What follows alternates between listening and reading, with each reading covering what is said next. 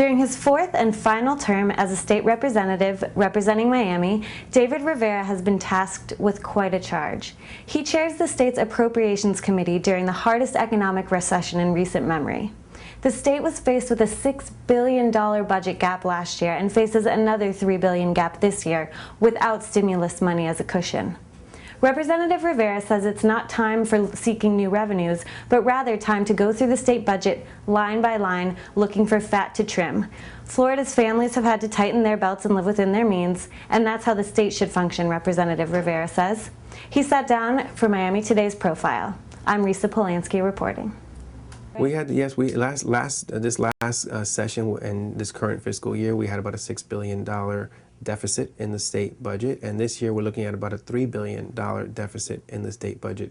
Florida is one of those states that has a constitutional mandate to balance the budget. We don't have the credit card option of going into debt that many other states or the national government has. We have to live within our means, and that's probably a good thing, because that's exactly what businesses and families and individuals all across Florida have to do. So we have to figure out a way within the discretionary spending that will be coming in from mainly the 6 cents sales tax in Florida, which will be about $20 or $21 billion, that we are able to deal with that $3 billion deficit just to fund services at current levels, and that includes money from the federal stimulus program. Well, about $3 billion of the $6 billion deficit we had to deal with last session was handled by the federal stimulus program.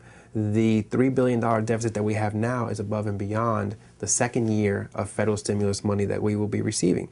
But as you point out, after that second year, you have the stimulus flame out where it will not be around any longer. And the prognosis is that we're going to have from a $5 to $6 billion deficit again in the fiscal year 2011, 2012 years going down the road. So right now, we've got to make sure and get past this year in the short term, because we have to start a fiscal year on July 1st with a balanced budget. But we also have to start looking long term at some of the issues I talked about earlier in terms of job creation, economic development, attracting, incentivizing businesses and people to continue moving to Florida.